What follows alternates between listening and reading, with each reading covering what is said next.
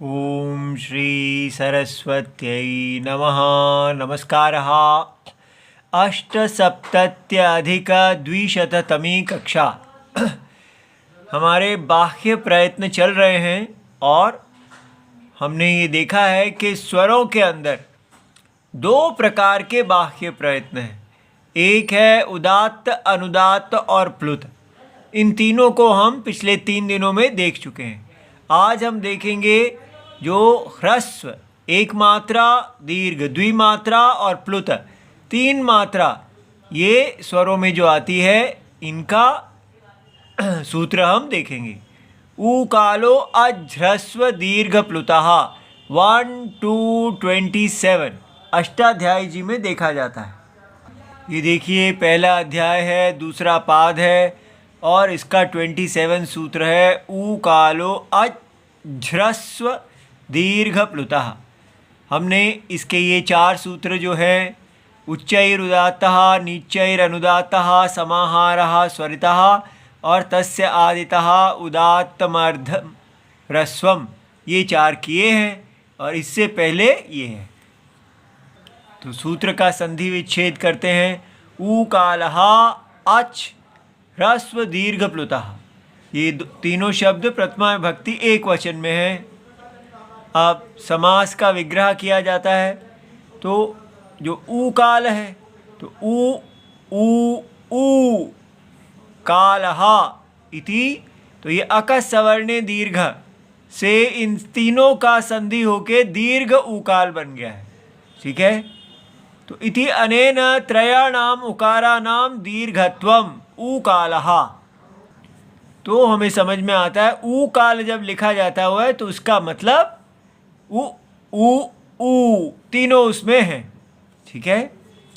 तो काल शब्द प्रत्येकम ऊकारम प्रति संबध्यते, इसलिए ये जो काल लिखा है तो ये होगा यहाँ पर उक्कालः, ऊकालः और ऊकालः इति।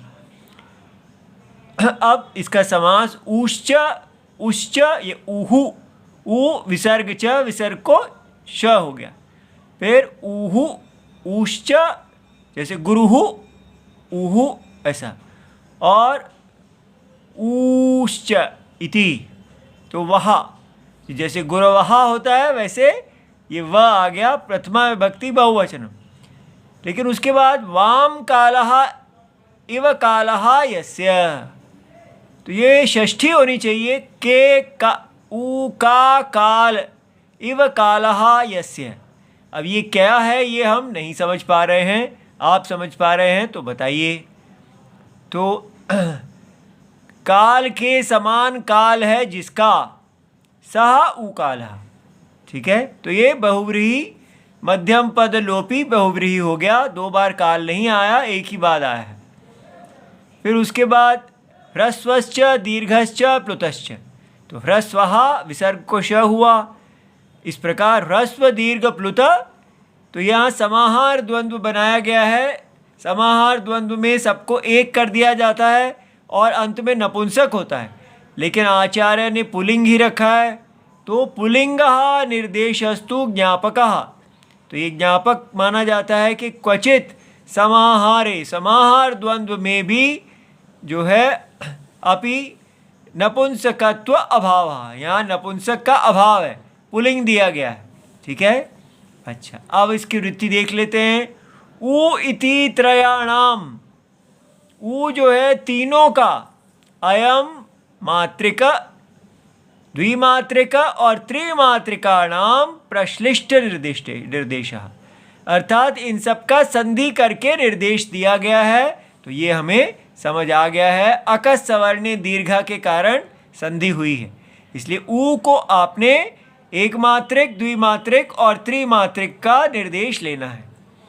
ह्रस्व दीर्घ प्लुतः इति द्वंद्व एकवत् भावे पुल्लिंगः निर्देशः।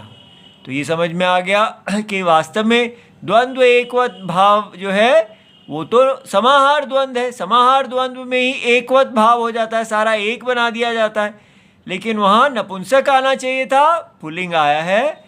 तो ये समझाने के लिए कि कभी कभी वो भी आ जाता है।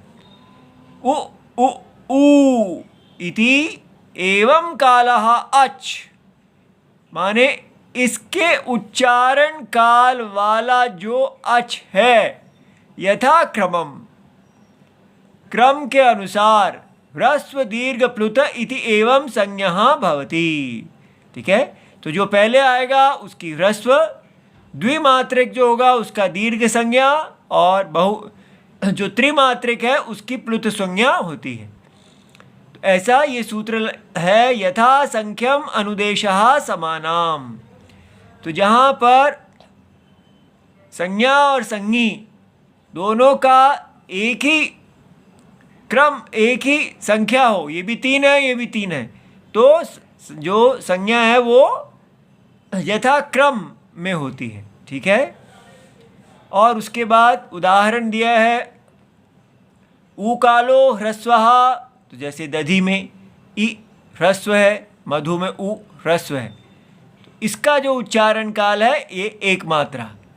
ऊकालो दीर्घः, कुमारी गौरी दोनों में द्विमात्रा।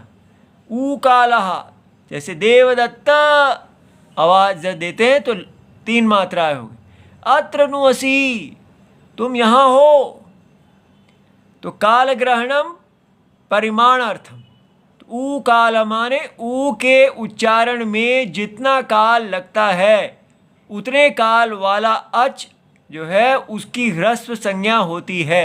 ऐसे तो दीर्घ प्लुतयोः ह्रस्व संज्ञा मा भूत।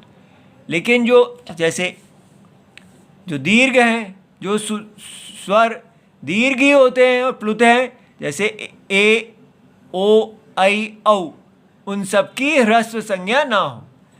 तो ये ऊ काल क्या है, तो हम देखते हैं कुक्कुट, जैसे मुर्गा होता है उसका कुक कुक्कू, ऐसा क्रमशः एक मात्रा, द्विमात्रा और 3 मात्रा के शब्दों का उच्चारण वो करता है। तो देखिए पाणिनि जी आचार्य जी के काल में भी कुक्कुट ऐसे ही बोलते थे। तो इस कुक्कुट शब्द के काल के समान वाले स्वर क्रमशः ह्रस्व दीर्घ प्लुत संज्ञा वाले होते हैं। तो यहाँ हमारा बाह्य प्रयत्न चल रहा था, हमें ये समझना है कि एक मात्र, द्विमात्रा और और जो त्रिमात्र है, इसका प्रयत्न जो है वो गले में आने से पहले ही वायु में हो जाता है। तो जब आप कहते हैं अ, तो कितनी वायु नाभि से निकलेगी वो निश्चय कर देती है एक मात्रत्व, आ ऐसे। ठीक है, इति सर्वम शिवम प्रणाम।